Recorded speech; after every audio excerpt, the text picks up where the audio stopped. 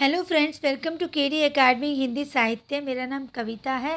Friends, हम कर रहे हैं तैयारी NTAGC नेट की हिंदी सब्जेक्ट की। फ्रेंड्स, अगर अभी तक आपने चैनल को सब्सक्राइब नहीं किया है तो चैनल को सब्सक्राइब सबसे पहले कर लीजिए और बेल आइकन को प्रेस कीजिए, जिससे कि आने वाले वीडियो का नोटिफिकेशन आपको मिल जाए। और लाइक कीजिए, शेयर कीजिए। और फ्रेंड्स, अगर इससे पहले की वीडियो नहीं देखी है तो वो जाके ज़रूर देखिए, वो आपके बहुत काम आने वाले हैं। लाइन वाइज देखते जाइए और अपनी नॉलेज बढ़ाते जाइए। ओके फ्रेंड्स, और आपका इस चैनल पर जुड़ने के लिए बहुत बहुत धन्यवाद। फ्रेंड्स, आज हम करेंगे जो संडे के दिन हम MCQs करते हैं उसको करेंगे। उससे हमने 30 क्वेश्चन हम पहले कर चुके हैं। आज हम इसका सेकंड पार्ट करेंगे। आज हम 31st क्वेश्चन से स्टार्ट करेंगे। तो 31वां क्वेश्चन फ्रेंड्स है, किस विद्वान ने नाटक को मानव चरित्र को दूषित करने वाला बताया? किस विद्वान ने नाटक को मानव चरित्र को दूषित करने वाला बताया? तो किसने बताया फ्रेंड्स? प्लेटो ने बताया। किसने बताया? प्लेटो ने। तो इसका ऑप्शन होगा ए। 32वां क्वेश्चन है, भावों का दमन करना हानिकारक है।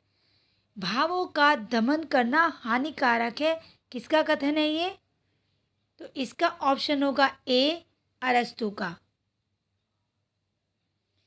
33वां क्वेश्चन है, पैरी इप्सुस ग्रंथ के लेखक कौन है? पैरी इप्सुस लेखक के पैरी इप्सुस ग्रंथ के लेखक हैं लॉन्जाइनस। इसका ऑप्शन होगा बी।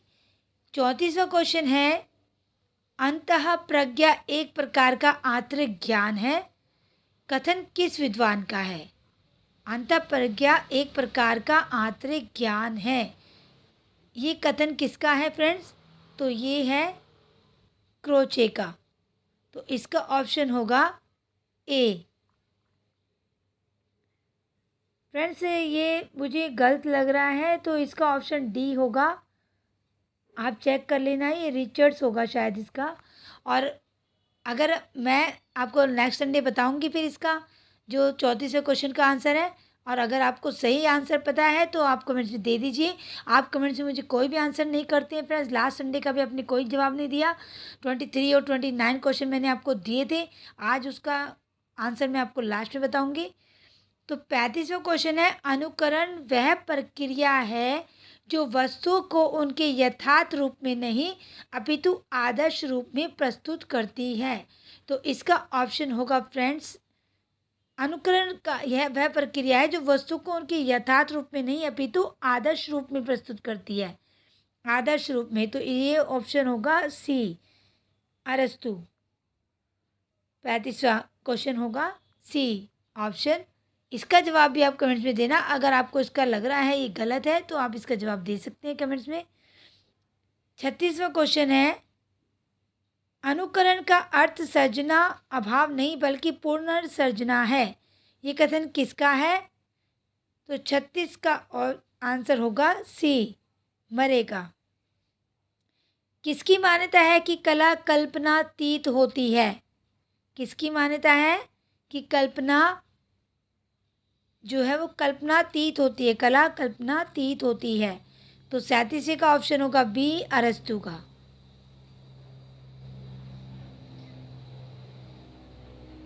37 क्वेश्चन का ऑप्शन होगा बी। 38वां क्वेश्चन है, नई समीक्षा। फ्रेंड, नई समीक्षा हमारा चल रहा है अभी पार्ट, और मैं इसके 2 पार्ट डाल चुकी हूँ। अगर आपने नहीं देखी है तो देखिए। अब तीसरा पार्ट मैं देखती हूँ कब डालूँगी। तो नई समीक्षा अगर नहीं देखा है तो जाके देखिए।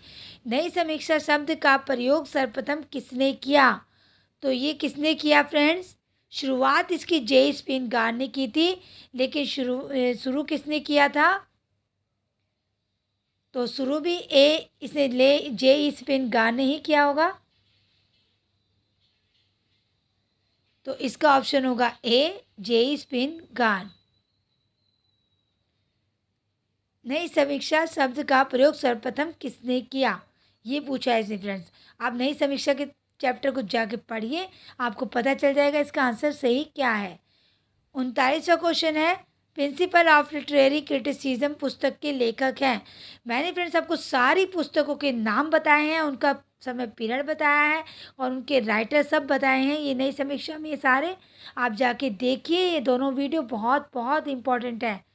तो 39वां क्वेश्चन है प्रिंसिपल ऑफ लिटरेरी क्रिटिसिज्म किसकी है, तो ये रिचर्ड्स की है, इसका ऑप्शन ए है। 40वां क्वेश्चन है, 40 क्वेश्चन का रिचर्ड्स का संप्रेषण सिद्धांत।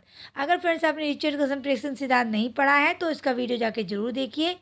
भारतीय काव्य शास्त्र में वर्णित किस सिद्धांत के समीप है, तो ये अभिव्यक्तिवाद के समीप नहीं बल्कि साधारणीकरण के समीप है। किसके फ्रेंड्स, साधारणीकरण के समीप है। तो 41वां क्वेश्चन जो है, क्रोचे के अभिव्यंजनावाद की संगति किस विद्वान ने वक्रोक्ति सिद्धांत के साथ बताई है, तो किसने बताई है फ्रेंड्स, आचार्य शुक्ल ने बताई है, इसका ऑप्शन ए है।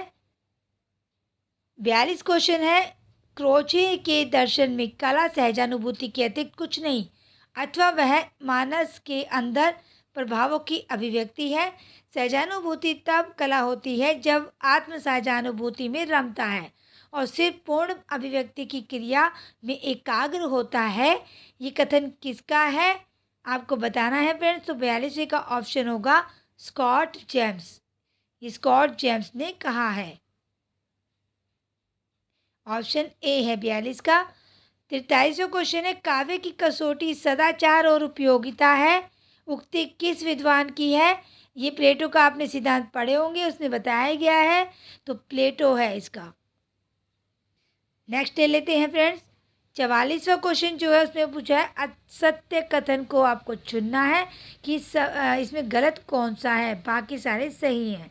प्लेटो सुकरात का शिष्य था, ये सही है। अरस्तु प्लेटो का शिष्य था, ये भी सही है। होमर प्लेटो का समकालीन था, ये भी सही है। अरस्तु ने भाषण शास्त्र नामक ग्रंथ लिखा, ये गलत है, तो इसका ऑप्शन डी होगा। 45वां क्वेश्चन है, असत्य कथन को चुनना है, इसमें भी रिचर्ड्स ने भाषा के 3 भेद भाव लहजा व अभिप्राय बताए हैं, ये सही है। रिचर्ड्स काव्य का मूल्यांकन रागात्मक आधार पर करते हैं। इमोशन और एटीट्यूड के बीच यही संबंध रिचर्ड्स ने माना है जो संचारी और स्थायी भाव के बीच में होता है। रिचर्ड्स आनंद को काव्योद्देश्य मानते हैं, तो 45 का ऑप्शन होगा डी, ये गलत है। क्रोचे 46वां क्वेश्चन है फ्रेंड्स, क्रोचे किस देश का दार्शनिक था। इसीलिए मैं कहती हूँ फ्रेंड्स सबके ये याद कर लीजिए कि नई समीक्षा में ये बताया गया है कौन से देश का है, मैंने आपको सब बताया फ्रेंड्स, जाके वो भी देखिए वीडियो। तो 46वें क्वेश्चन का ऑप्शन होगा सी, क्रोचे इटली का था। किसकी मान्यता है, 47वां क्वेश्चन है, किसकी मान्यता है कि औदात्य अभिव्यक्ति की उच्चता और उत्कृष्टता का नाम है। तो 47वें क्वेश्चन का है सी ऑप्शन, लॉन्जाइनस का, क्योंकि लॉन्जाइनस का ही सिद्धांत है ये, लॉन्जाइनस। 48वां क्वेश्चन है, औदात्य का आधार कलाकार का संपूर्ण व्यक्तित्व होता है, किसकी मान्यता है, तो ये भी लॉन्जाइनस का होगा, तो इसका ऑप्शन डी है।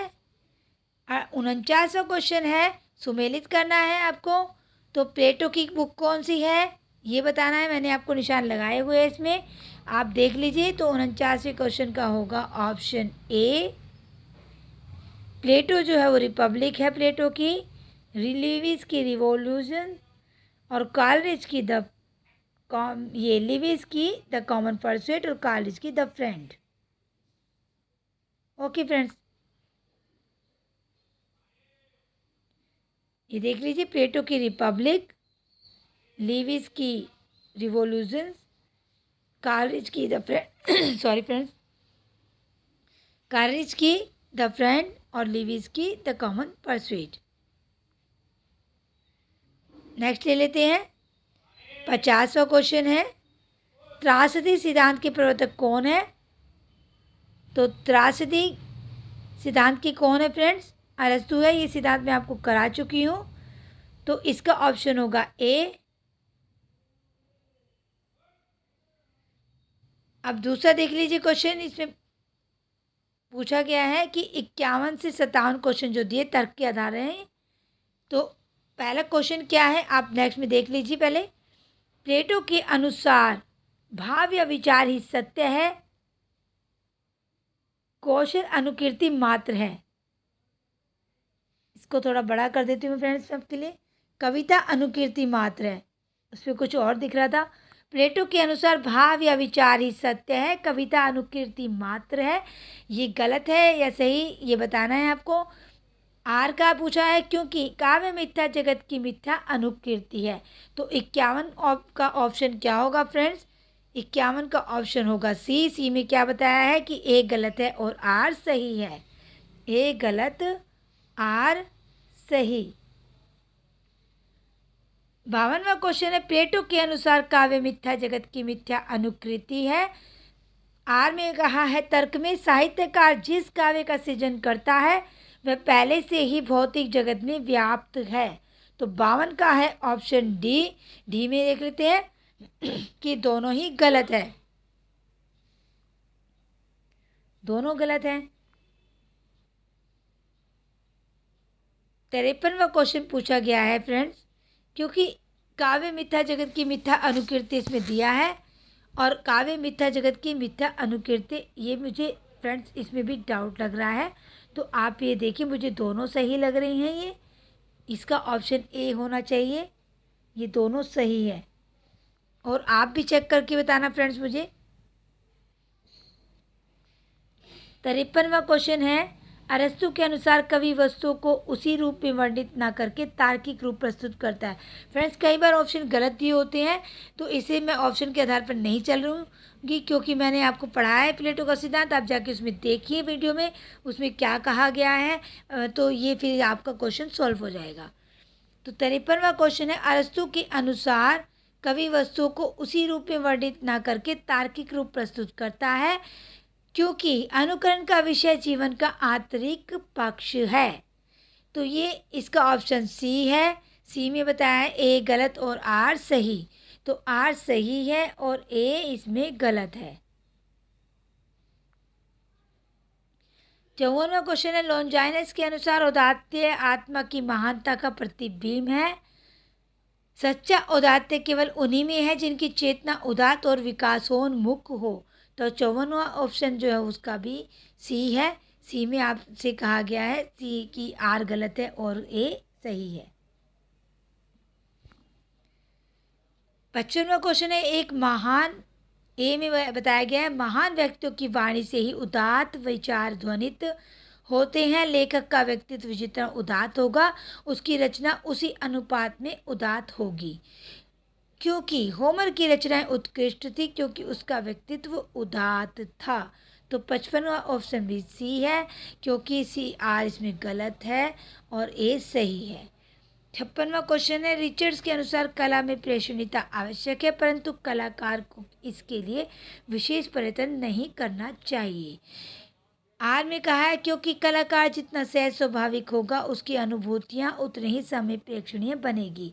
तो 56वां उसका भी ऑप्शन सी है। इसमें ए सही आर गलत है। 57वां क्वेश्चन है क्रोचे के अनुसार कलाकार अपनी कलाकृति में अपने अंदर की अभिव्यक्ति करता है क्योंकि बाह्य जगत फिल्म निर्माण में सहायक होता है। तो इसका ऑप्शन बी है। बी में कहा गया है ए सही और आर गलत। तो इसमें ए सही है और आर गलत है। 58वां क्वेश्चन है असत्य कथन का चयन करें।